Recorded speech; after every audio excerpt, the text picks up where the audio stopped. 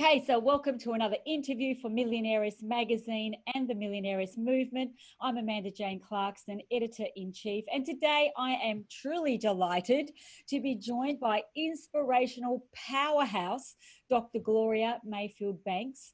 Gloria is an internationally renowned motivational speaker, success strategist, sales trainer and entrepreneur. She is a #1 elite executive national sales director for the beautiful Mary Kay Cosmetics company, annually leading her international sales team to multi-million-dollar success.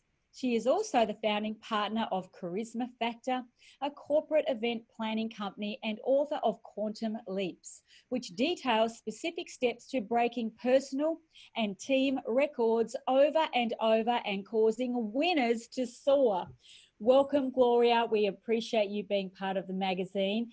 And so tell us your story of your journey, of where it began to where you are now. Well, it is quite a journey, and I love hearing people's stories. So I'm glad that you're asking me, Amanda. I love asking you yours. I love asking people. I'm a story collector, and I really do believe that everyone has a story. So Yes. I'll spend a few minutes telling you mine. I'm originally from Detroit, Michigan, and I grew up in a phenomenal middle-class family. I'm the third of 4 girls, and my parents, Amanda, were phenomenal at building our self-esteem. That was their #1 thing, as far as I'm concerned, was to make sure that we were all just very grounded and solid. When I was in the 7th grade, they found out I was dyslexic. So I have a reading disorder, but I kept pushing. My mom was a teacher. Actually, both my parents had teaching backgrounds, but my mom was a teacher at the time. She kept pushing me, and she never knew until I was in the 7th grade that I was dyslexic. So it was a challenging time. However, we pushed through, got some help, finished high school. Of course, I was a cheerleader. Of course, I was a captain. Of course, we went to state champs. Of course, we won. Darling. That's sort of where this ambitious, competitive spirit sort of showed its light, you know. So I kept going, went on to Howard University in Washington, D.C., studied business. And it's so interesting. While I was there, my mom sent me this little check for $25 and said, Gloria, this will last you for the whole month. And don't get another job. I was like, right. And that's when I started working at a grocery store. When I started working at a grocery store for extra money is where I found my people skills. Can you believe that?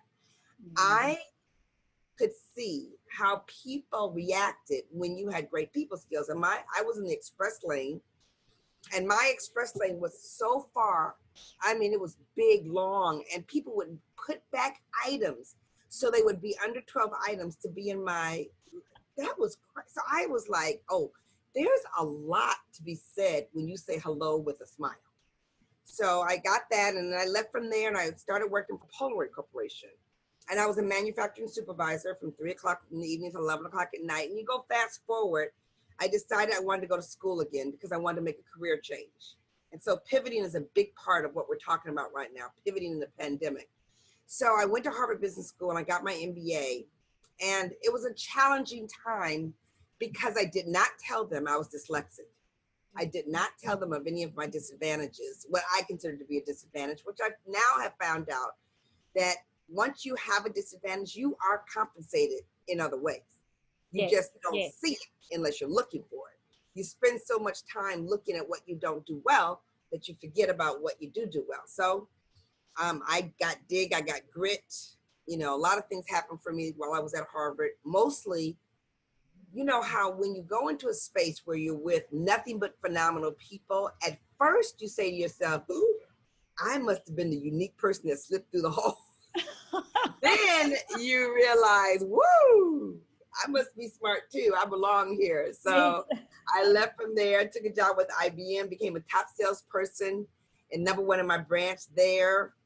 And fast forwarding, I went back to Harvard to do admissions for them. While I was there, I saw a beauty consultant hold a Mary Kay skincare class. But if I were to stop for 1 second and tell you that when I started Harvard Business School on that very first day, I started with a black eye. And I endured 10 years of domestic violence that no one knew about. My mother didn't know about it. My sisters didn't know about it. My best friend didn't know about it. And I was close to these people. So I'm a true proponent that a lot of us have stories, but everybody doesn't tell their story. Even when you think you know somebody really well. When I ask women, do you have a best friend? Their hands go up. I said, does your best friend know everything about you? Does your best friend know everything about you? And their answer is no, because we don't know everything. Yeah. So I endured 10 years of domestic violence while I was at Harvard Business School, while I was starting my Mary Kay business. And then I went through a divorce, 7 years as a single parent, went to Florida to take my kids to Disney, because you know you do not get Mother of the Year unless you take your children to Disney. This is true. So I took them to Disney. And I met my husband there. Ken Banks saw me. We fell fast in love. We had a long distance relationship for almost 6.5 years. Then I moved here to Baltimore to be with him. We blended a family of 4. So now our children are 39, 38, 35, 33, with 5 grandchildren. All of them have left, and we're excited. And that's what we are. It's hard to believe. Gigi, isn't that what you get called? Yes, I'm Gigi. It's no money for grandma. Yes. So really, I spend my time, Amanda, really teaching women about confidence. Yes. How to become more confident, period. I think it's the it factor for everything I've seen. I spend a lot of women, and that's why I talk so aggressively about women building their queendom, because when I got on the Zoom with you, I could automatically see by your background, by your smile, by the way that you greeted me, there's a level of confidence that causes other people to feel comfortable. And so I think that for me, I think my gift is teaching other people how to build their confidence. You're an incredible speaker. And as I said, I've watched quite a few videos, and it's just the way you come across. It's from within. You shine from the inside out, and it's just so gorgeous. So I want to touch on that for a moment. The 3 C's: courage, confidence, and choices. Would you like to share with our viewers and our readers a little bit about your 3 C's? Because it's so impactful and so powerful, because I believe the same thing. Confidence is the #1 reason we don't become the best version of ourselves and go for our dreams. Absolutely. I believe that confidence is something that you build over and over again as you go through your journey. And I think that people get trapped when they think they were confident once before, and then they get frustrated when their confidence goes away because they've moved up. So to me, when you are building your confidence, courage is required, because all of us, women, and particularly, you know, when people say to me, Gloria, I've never done that before. Gloria, I've never done that before. I look at them and I say, everything you've ever done in life, you've done it for the first time. Correct. You went to kindergarten for the first time. You went on a date for the first time. You never went on a date before. I mean, there's so many things that you've done the very first time. So everything has required courage. Courage is the one thing that when you use it over and over again and acknowledge it, it immediately builds your confidence, because confidence is built with small successes, not big quantum leaps, but small successes staying at it over and over and over again. One of my favorite quotes is Martin Luther King's quote that says, stop looking at the staircase and look at this next step. Because when you look at the next step, you climb, you climb, you climb. When you have courage, that builds your confidence. Then you have choices. And we have all been there when we have had lack of abundance and we've had a lot of abundance. And it's true that money doesn't necessarily bring you joy, but it will determine your safety. It will determine the food you eat. It will determine where you live, where you vacation. It determines the type of people that you're around. It determines so many things. So choices, it determines your faith. I mean, there's so many things that comes from your confidence that allows you to look into other things. And money is just a side proponent of that. And so that's why I think that when I wrote in my book, Quantum Leaps, I said to them, one of the things I discovered is that at every level, I built my confidence. And then you got promoted. And then you were like back at square one. I remember when I walked in the room, I was a top performer in Mary Kay. And of course, when you're a top performer, you get into other rooms of top performers. So I walked into the room of the other top performers. I was like, oh, I thought I was with the heavy hitters. And there's always more. I tell people this is my favorite one, Amanda. There's more out there. Why do I know that? Because I am not vacationing where Oprah vacations. So until I vacation, where Oprah vacations, there's more out there for me. And it's going to take courage and confidence so I can have the choices. Yeah, I just love that you're talking about confidence. We have a saying here, and I've even got it on my necklace here.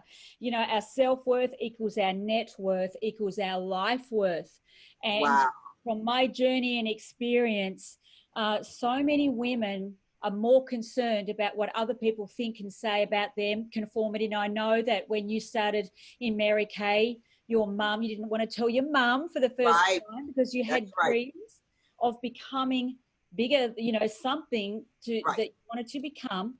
Now, what would you say to the woman out there who's sitting there thinking, you know, I really want to go for my dreams like Gloria has, but I'm so afraid of what parents will say, my teachers, my guardians, you know, society, my friends, in case Right. I fail? What would you say to that woman?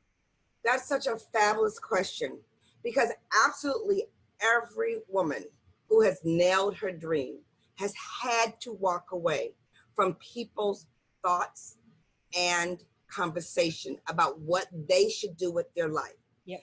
Every single person, including myself, who has ever found themselves capped by someone else's thoughts of what I should do, always ends up regretting the time they spent thinking about what someone else would think about what they would do.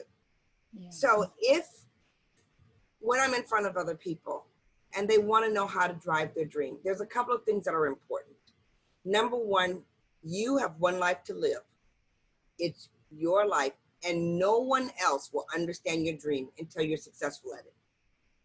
No one else will understand your dream. If you say, I want to buy a car, they say, why are you going to buy that car? If you say, I'm going to buy a house, they say, why are you going to live over there? If you say, I want to cut your hair, why would you cut your hair that color? I mean, everybody is looking for a justification for themselves by giving them an opinion or giving you an opinion on what they think. So that's number one, is that you will never achieve a dream waiting for someone else to appreciate it or validate it. It just will not happen, number one. Number two, that's why it takes courage.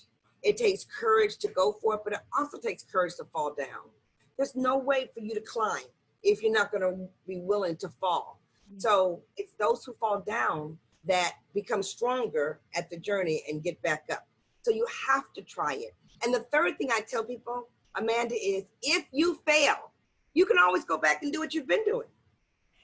Yeah, I think everybody needs to evaluate, if I fail at this, I can go back and do whatever it was I left in the first place. So I'm never worse off other than a bruised ego. And let me share something with you. Your ego's going to get bruised all the time anyway. It just happens. So why not go for your dream? Because if you don't, you're going to live in regret. It's either go for it or regret. Go for it or regret. Exactly. And I have a saying, I'd rather go to the end of my days knowing than go to the end of my days wondering what could have been. Right. And which leads me to my next thing that I'd love to chat with you about is, you know, we say to people, be very mindful who you share your dreams with. And we talk about environment, right? And being inside the right mastermind or the community. I'm not sure of the word you guys use in your corporation, but how important is it in your view to get around the right herd of those people who won't strip you of your dreams, but will push you up that hill when you just need a little helping hand? Yes. It is so big, Amanda. Can I please tell all the women, here's the verse I want you to repeat. I love you, but I can't be with you right now. It is so important that we realize our circle of influence, number one, is created by us. It's built by us. It's dismantled by us. And that it is something that you have to know. It does not have to do with whether you're a nice person. It doesn't have to do with whether you're a kind person. It has everything to do with, are you understanding that every single person either takes you up or takes you down? Yes. No one leaves you in the exact same location. When you're around a person who's an encourager, you feel so much better because you're in their space. When you're around someone who is not an encourager, that doesn't mean that they don't lift you up, because that may not be their gift. But I promise you, if they use their words as a brick versus a flower, you will be bruised. And that bruising sometimes can heal quickly, but most times sustains itself. So your circle of influence is important, even if it's small. And you're right. You share your dream with people who you know are going to be encouraging. Don't share your dream with people when you're trying to get them to understand your dream, because they ask you a lot of questions that you don't know the answer to. It makes you feel inadequate and steals your confidence. Yeah, it's just so incredible, so aligned with everything that we talk about. We understand the journey of success is no straight road. It's like an entrepreneurial roller coaster, and being around the right people, which leads me to mentors. I've always been around many, many mentors on my own journey.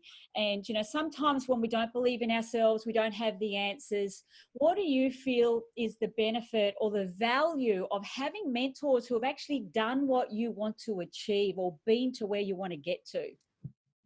I love that question about mentors, because I tell women, we are the best at the copycat, as long as you copy the right cat. Beautiful. And that's what a mentor does for me. If I can see somebody do it, I can do it. At least I feel better at understanding what they do when I see them do it. But there's a couple of things I think matters to women that are on their way to strong journeys and are looking for mentors. And I always tell them, be mindful of the fact that if someone cannot mentor you in the moment, please don't take that personally. That mentor might be getting her grind on right then. It might be something that she's very protective of, because we all only have 24 hours. And so there's things going on. And so I'm very protective, because when you are at a place where you can mentor a lot of people, it's important that they know we want to, but sometimes we can't do it as often. And the reason I bring that up is because I require people to continue to ask people to mentor you. It's not that you get a no. It's, did you ask? Because even a half an hour with her, an hour with her, being in her energy. I mean, I'm going to give you an example. When I first started with my Mary Kay business, I didn't wear glamour. I didn't know anything about glamour, whatever. So when I would go to people's house, I would carry my glamour. And when they would buy, which they did, I would never be able to find the glamour so I could give it to them. So I went over to another consultant's house who was very organized. And she was showing me how she closed the sale. And she went to get her glamour, and she just picked it out. It was so easy. I said, how do you organize your glamour like that? She says, it's alphabetized. I said, oh, you alphabetize it. I mean, that little nugget has served me so well over time. Mentors have nuggets that can make a difference for you. They can fast track years and years off your own journey, but it's not about getting there faster. It's about avoiding so many of the potholes or the missed opportunities. Like you just said, if you didn't get that golden nugget, you're still floundering around wondering what happened. I'd love to touch on something, and you're very confident with it. I mean, I love to talk about selling. I love sales. I did a lot of sales training myself in my own companies, as you do. But we have a term for it. We call it soulful serving. But, there's so many women that I chat to, Gloria, and I'd love your version of this, that are fearful of asking for the money, fearful of the sale, which really stops them from achieving choice in their life. What would you say to these women? Because I know you're a master at sales training. I've watched some of your videos. Thank you. Would you love to share a little bit about your take on that? I would, because I think that so many, well, first let me say this. I want to say that for many years, the sales profession has been depicted by some people as a bad profession. And so we've seen them make fun of the car salesman. We've all loved Yes. to buy cars. We've seen them make fun of the mattress seller. We've seen them make fun of people who sell. We've seen them make fun of people in network marketing. They've made fun of it. And so in our head, we see that vision. However, those same professions have been huge in all of our lives that have helped us buy things we've wanted to buy, do things we've wanted to do. The second thing I always tell people is everyone is selling something. Yes. Your boss is selling to you, the nurses. I was talking, my niece is right now in Johns Hopkins School of Nursing, and she talked about how she has to sell patients on them getting their vital signs so they can live. I mean, everyone is selling something. So that's number two. Number three, if you are in a sales position in terms of that's your career, those that are successful understand a couple of things. Number one, you're not selling, you're serving. Because people only buy things when it is something they want or something that fixes something they want to fix. So I know I'm serving. However, in order to find that person, I have to ask. So the second thing you have to know is that you must be comfortable at the ask. It's at the invitation, that's at the beginning, and it's at the follow-up, that's at the close. It is the ask. And guess what? Everyone is used to the ask. So if you say, here's my close, or I'm going to ask you, then they're not shying away, and you're not feeling like you need to pretend that you're doing something that they know that you're doing. When I walk into your home, you know I'm coming to sell something, but I don't have to sell you anything you don't want. The third thing that everybody has to know is that people love to buy. Yes, I do. Right? Why in the world do you go to work? So that you can put the money in a bank account and watch it? Yeah, that's a piece of it. Absolutely.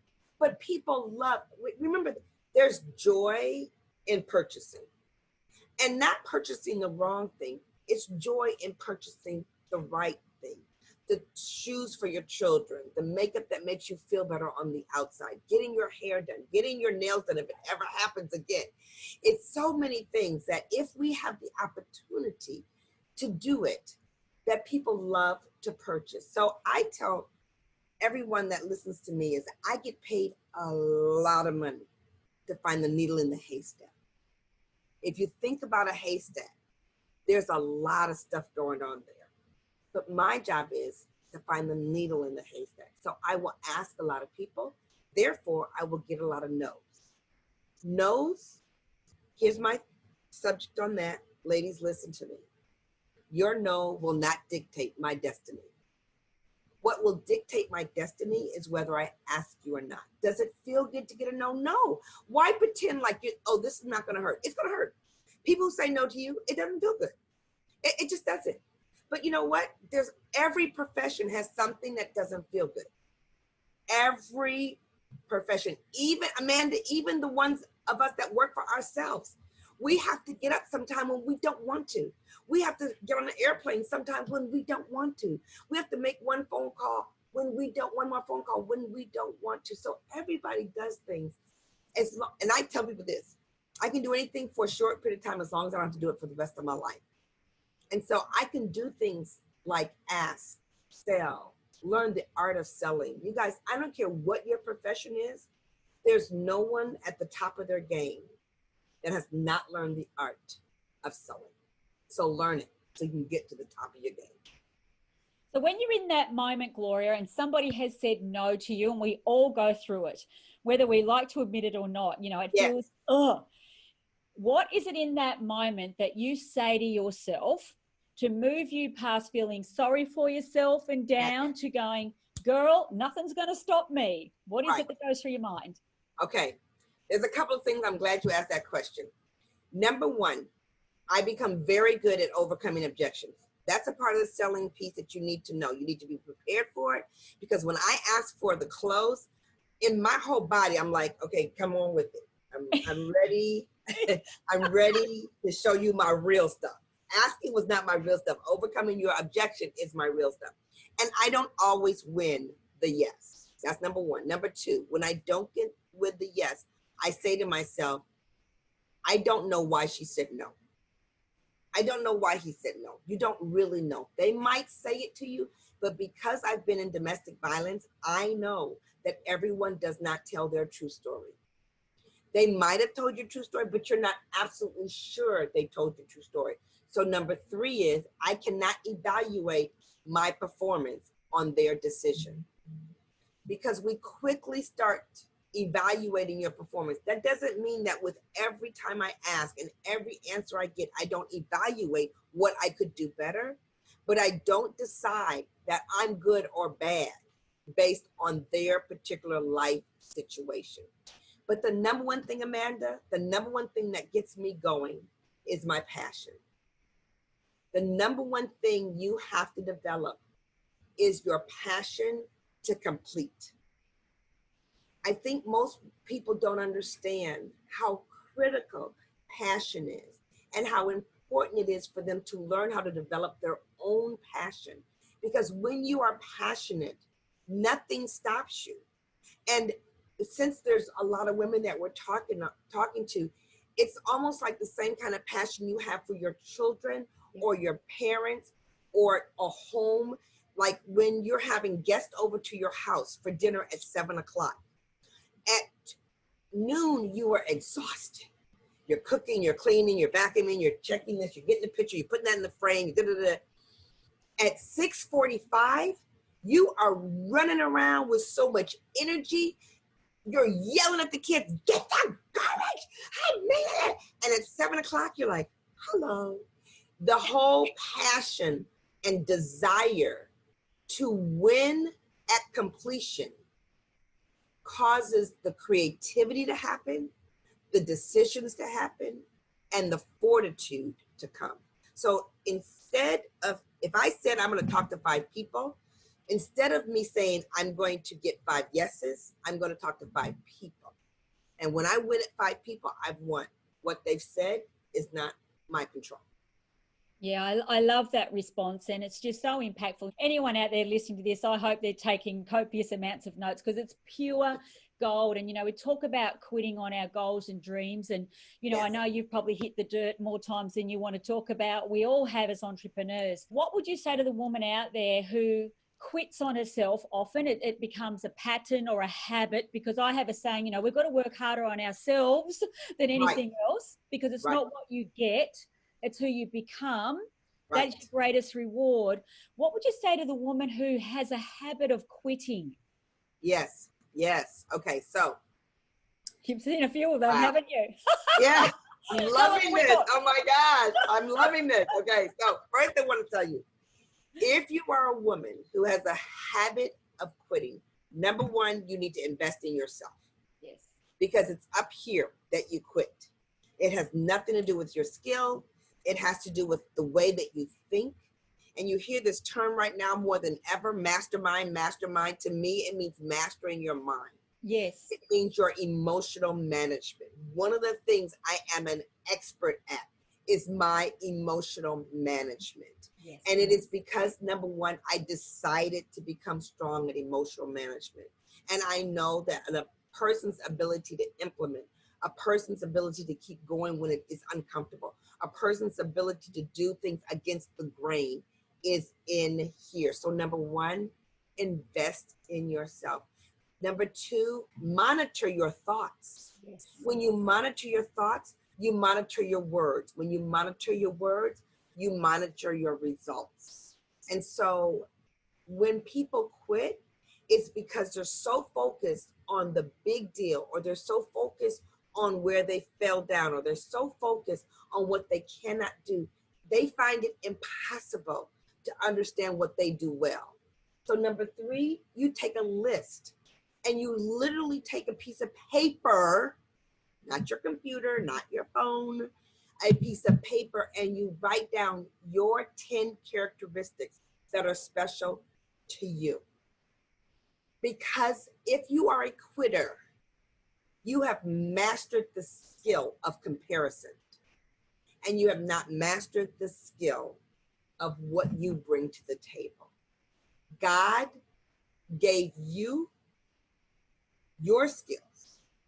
He did not give your skills to anybody else, and he did not give their skills to you. He requires of you to take what he gave you and master it to such a degree that you serve the world as big as you can with what he gave you, to sharpen it, to dig deep in, to prepare it, to make it better, but it's yours. And you can't do that unless you invest in yourself. And if you are a quitter, woohoo! Just know you've acknowledged yourself as a critter, because you cannot change what you're not willing to acknowledge. Once you acknowledge it, then you can change it. That is absolutely fantastic. And this is on an entrepreneur journey here. You know, so many women starting so many businesses. Yes. You know, many women don't start their business to their late 30s, early 40s. And a lot of people, and I've no doubt you've heard this, they go, I just want the tactics, I just want the strategy. And they don't even believe that it's necessary to work on their mindset. You know, we say it's an 80-20 rule, 80% inside job, 20% tactic and strategy. Do you agree with that philosophy, Gloria? And what do you believe is the percentage of success? I totally believe in that strategy. In fact, I was on the call with my leaders today, and one of them said something that we've all lived by. She was repeating me. She said, if you know the passion or the why, the how doesn't matter. Yep. If you really get into why are you starting this business? What is it that you're going to give to the world? Why are you so excited? Why does this, if it doesn't wake you up at night, and if you are excited to go to bed, you are not operating in passion. But if you are in passion and you understand it, don't spend all your time trying to figure out how. Figure out, sit quietly, understand what am I going to give and what do I need to do next? What's the next most important thing I need to do? It is an inside job. And that's why you have to become strong at the click. The click is, I'm hanging up on you right now because you're giving me doubt. That's the click. The click is, I got to get off the phone with you right now because you're giving me doubt. The click is, you're talking so much. You called me, but you're not really asking me for advice. You want me to listen to you. I need to hang up right now. It's called the click. The email. Too much email, it's called the click. Social media, the right social media, or it's a click.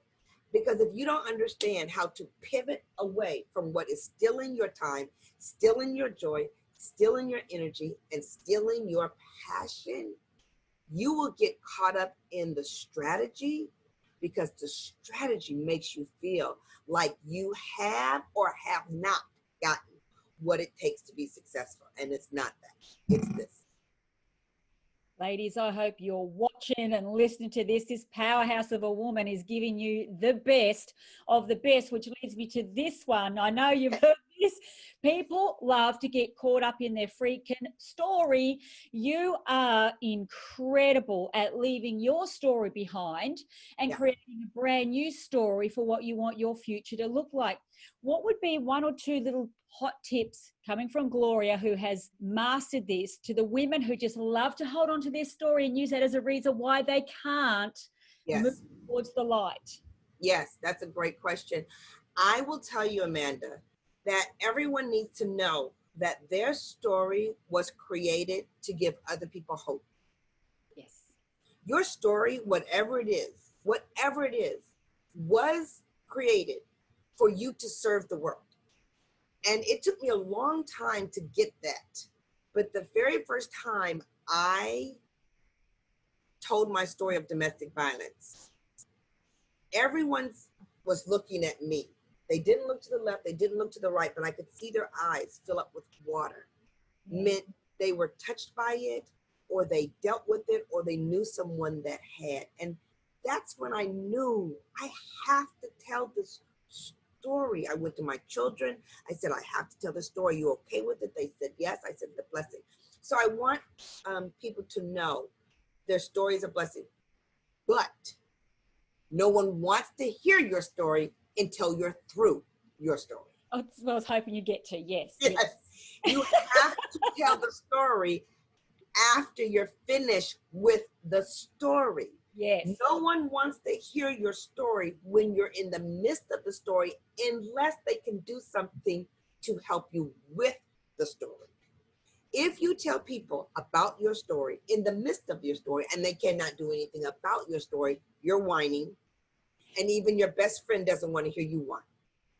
They want to hear, what are you going to do about it? And everybody else wants to hear what you did about it. They don't want to hear that I was in domestic violence. They want to hear, how did I make the money to get out of the domestic violence? How did I increase my fortitude? How did I find myself? How did I go into a skincare class and teach skincare when I was just crying 15 minutes ago? They want to hear what I did after I dealt with that. So I just think that people need to know, you know, and here's the other thing, Amanda. Everybody's got drama. You're not the only one. I no matter how big your drama is, I have girlfriends who lost their entire house. You know, you have one friend who's lost their entire house and they stay in that one story for 10 years. Then you have the other woman who says, I lost everything, but I have my health. My kids have my health. My dog got out of the story, so out of the house. So we're like, game on. It just really, ladies, you have to define which kind of storyteller are you? Are you the storyteller that tells the story that was so I can inspire others? Or are you the whiner? I love that. We have a saying here, we don't want to see your wounds, we want to see the scars. Yes. Through it. Yes. And because the question I wanted to ask underneath that, sometimes people get confused between the story and what we call excuses. What would you say to women or anybody who just continually tells themselves and other people excuses, reasons why it'll never work for them? I can't even see that you'd be a person that makes excuses that often, if ever. But, you know, those women that just can't help themselves. I can't because of my kids. I haven't got enough money. I haven't got enough time. Other people won't think that it's a good idea. All excuses. What will you say on that? I will tell you, you know this, as I know this, that we've all used excuses. We've all used excuses. Sometimes we just wake up to the fact, oh, that's just an excuse. But sometimes people don't wake up to the fact that there's just an excuse. And I will tell you, the most people who dig out of excuses is because they wrote down a plan to get out of the situation. Instead of, okay, my children, you write down what you're going to do about it. Like when you're going to get a babysitter, who's going to babysit the kids, or are they going to go with you on your hip? What are you going to do about it? Are you going to work from 2 o'clock in the morning to 5 o'clock in the morning when you only have time to? Women find a way when they want to find a way. Yes. So you need to know that if you want anything bad enough, I often tell women to go back in a time in their life when they had to make something happen. Because if you are serving yourself a bunch of excuses, you have forgotten who you are. It's not unusual because there's so much in the news, family members, people's comments that remind you about how soft you are.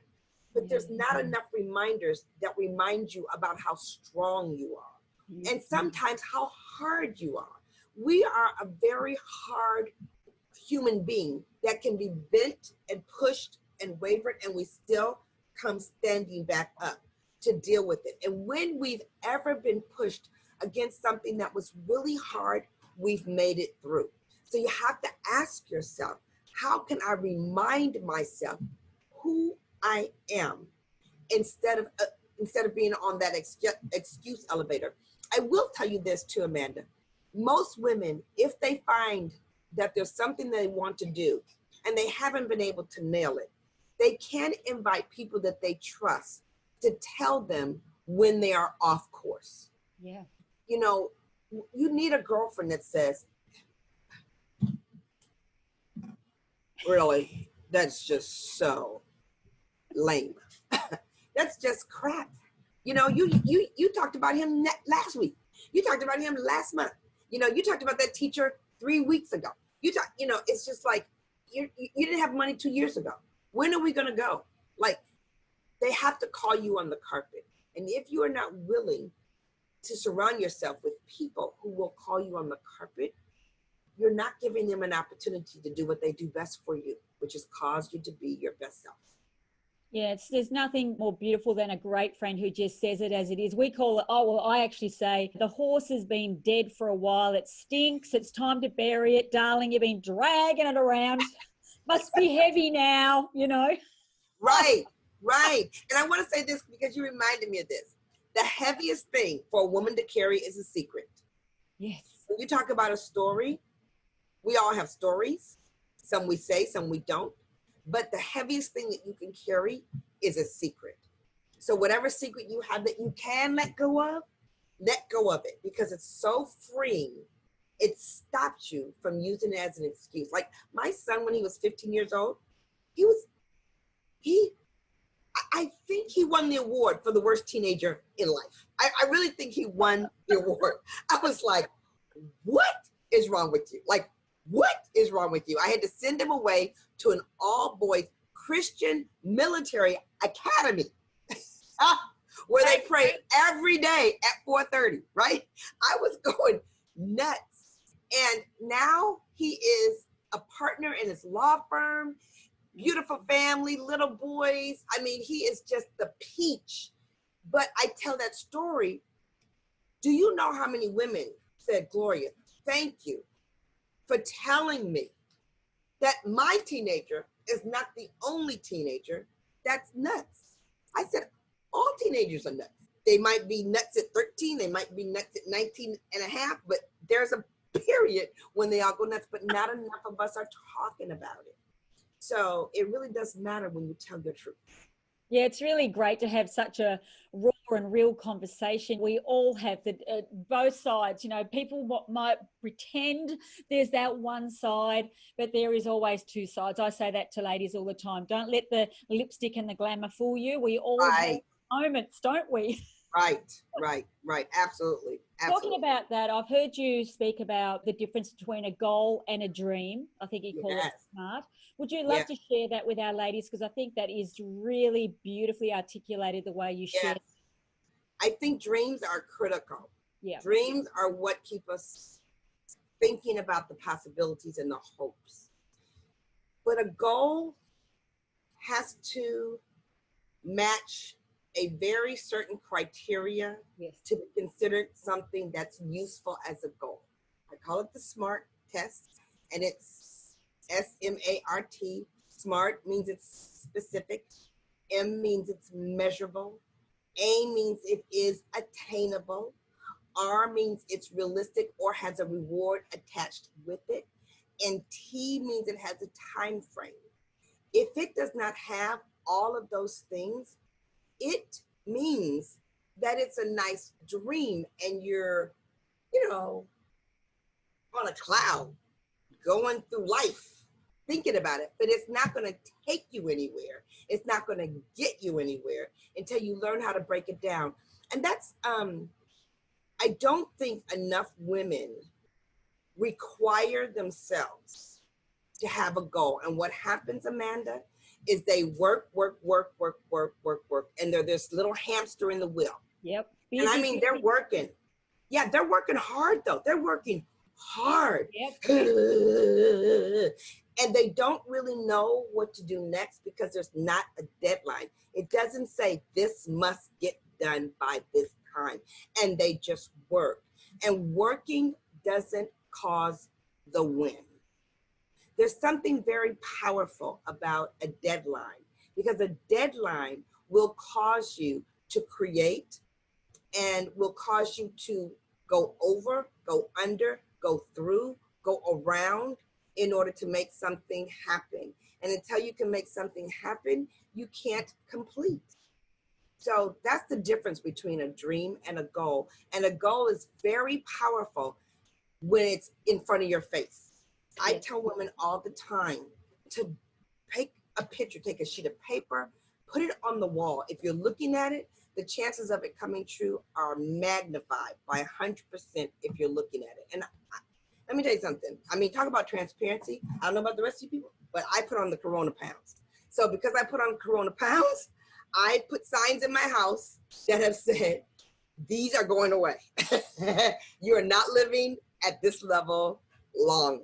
So I had to put signs up, and did it make every desire for sweets to go away? No, but it has definitely killed some of the desires I had.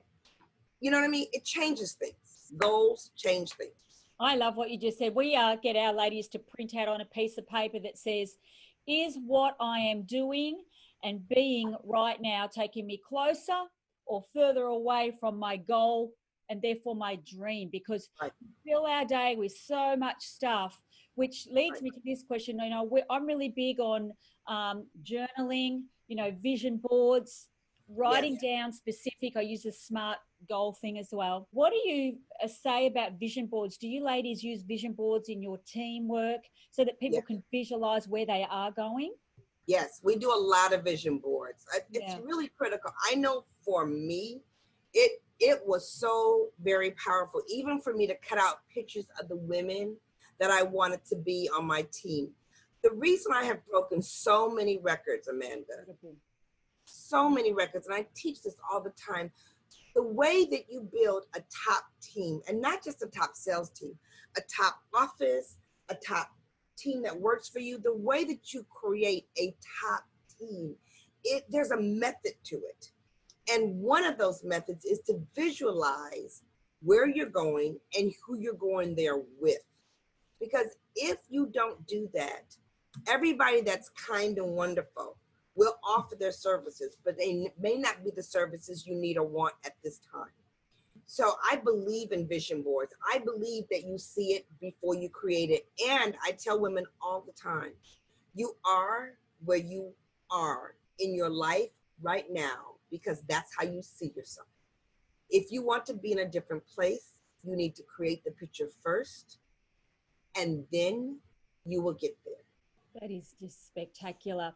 I remember the story when you won you achieved, not won, your first pink Cadillac. Yes. And you got into the car at 11 p.m. at night or something and drove to your best friends. Now, tell me, Gloria, what was her face? What came out of her mouth? What did she do? Because oh my God, guys, we had those people who just said, you're not going to do it. You're not going to do it. You're not going to start a magazine. You're not going to get married to the man of your dreams. You're not going to build a house. You're not going to buy a house. You're not going to be great and Mary Kay. You're not going to win a Cadillac. You're not,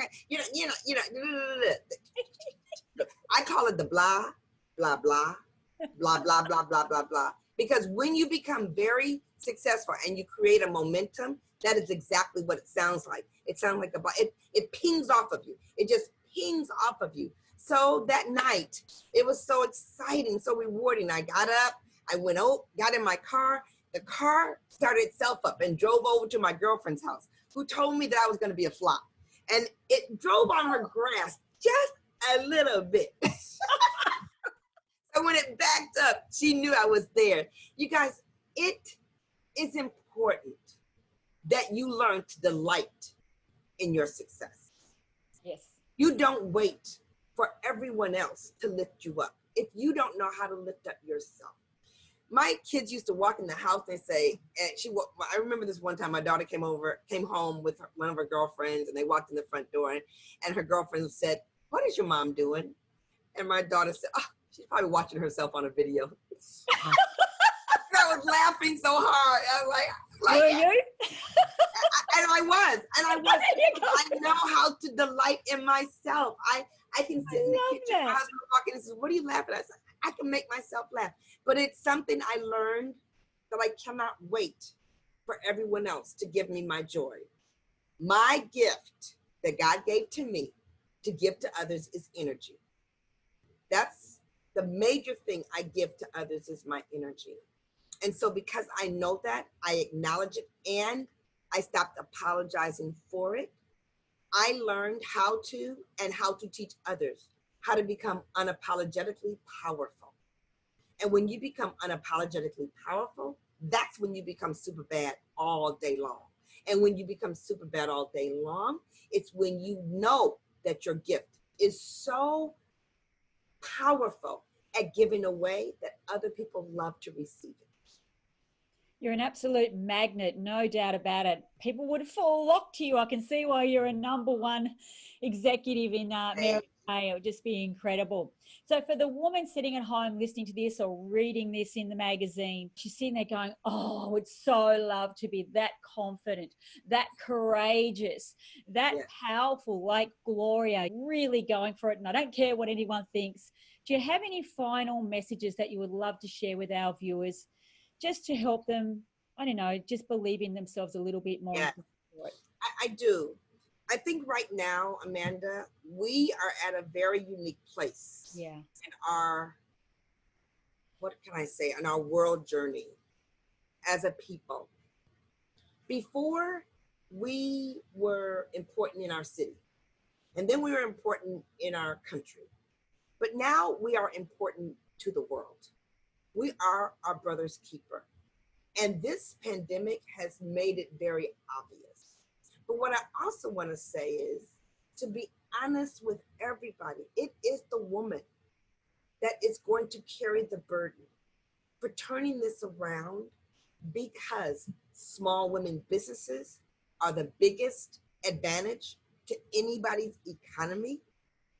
Every woman has an opportunity to mother. Either she's mothering her own children or her sister's children or her neighbor's children. She is mothering in some way, form, or fashion. Women are going to lead the men by raising the sons of tomorrow. So as women, we do not have the luxury of relaxing right now. So I would tell them to find their gift and give it away. Find your gift, acknowledge your gift, speak to your gift, be broad in your gift, be bold in your gift and give it away. And whatever it is about you that you want to improve on, do it. Not in comparison mode, but find out, what do you want? Do you want to be better at the mic? Do you want to be better when you enter the room? Do you want to be better as a speaker? Do you want to be better as a writer? Do you want to be better as a blogger? Do you want to be better on social media? Do you want to be better taking selfies? Whatever you want to be better at, my new best friend is YouTube. Because every time I want to know how to, I go there and find out how do you, oh my goodness, we're like doing our own plumbing nowadays. We're doing everything, ladies.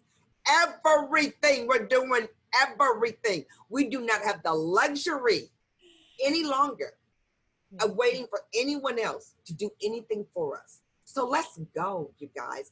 Let's go. Ladies, you cannot argue with that. That is pure, I'm not saying gold, it's diamonds, platinum. It is just spectacular. Thank I have you. loved this conversation, Gloria. One more question. Yes. Gloria, what specifically would you love to be known and remembered for? Wow. I specifically would like to be known for a woman who is an confidence building expert. While her family was intact, with a ton of love, led by her faith. So I would say that my faith is very important to me. My family is very important to me. But who I serve the world is, I am a person who is very passionate about building others' confidence so they can become the best person that they were meant to be to serve the world, as big and as bright as possible. I want to be a role model, Amanda. That's what I said way back when I first started, is that I want to be a role model. And my job, my purpose, is to take people from ordinary to extraordinary. And that's why when people go to my website at Gloria Mayfield Banks, they will see my course on queendom. And people ask me all the time, Gloria, why are you talking about this queendom so much? Because I know that when you become your best version, you're best for your family, you're best for your community, and you're best for your career. That's where it starts. And once you get that piece down, everything else comes after. Wow. Again, just really beautiful and from the heart. Would you do me one more small favor? I've listened to your intro a few times, how you come out on stage. Would you just share it, please, with our ladies? Because I love it. I've played it probably 6 times in a row. Oh, that is so hilarious. I loved it. Here we go. Here we go. Living, caring, giving, sharing. Boy, oh boy, I love to work with the daring. A magic million? Can you imagine such? Of course you can. We've got the touch. I'm small in stature only, but I'm heavy in belief. I'm leading by example, so you can count on me as I flash this $1 million smile. The world will know it's all worthwhile because I'm banking on the magic, banking on success, banking on some people who simply want the best. I'm so proud to be before you, and I'm proud to be top ranked. I'm elite executive, national sales director. My name is Gloria Mayfield Banks. Woo! Standing ovation. Thank you for asking. That is hilarious. This has been a phenomenal interview, and much success to you. So much success. I do want to say that what you're doing, the questions that you're asking, the passion that you laid, the structure that you have is making a difference, a big difference, and I can tell. Thank you so much. That's the poodle in the background. That's good. I love it. I love it. I love it. We had a French poodle, and he was short, and his name was Napoleon. Poodles, animals, and children. And on that, I just want to say thank you so much. What an integral part of the Millionairess movement you are. And I truly believe in my heart and soul that our paths will cross again one day. I would so love to meet you in person, and I believe it will be. And the work that you do, the stories that you share, the hope and the encouragement that you give to other women, and especially the confidence. Wow. I thank you from my heart for sharing this time with us. I've truly enjoyed this conversation. Thank you, Amanda. I have as well. I look forward to staying connected. Oh, me too. So thank you so much, Gloria. It's just been a delightful hour with you. Thank you so much. I look forward to it so much. I definitely do. Thank you, beautiful. And we will connect again. I know so. So I hope you have a fabulous afternoon planned. Have you got more interviews? Oh yeah, plenty to do. We're all zooming. Take care, Amanda. Thank you. Bye, beautiful. Bye-bye.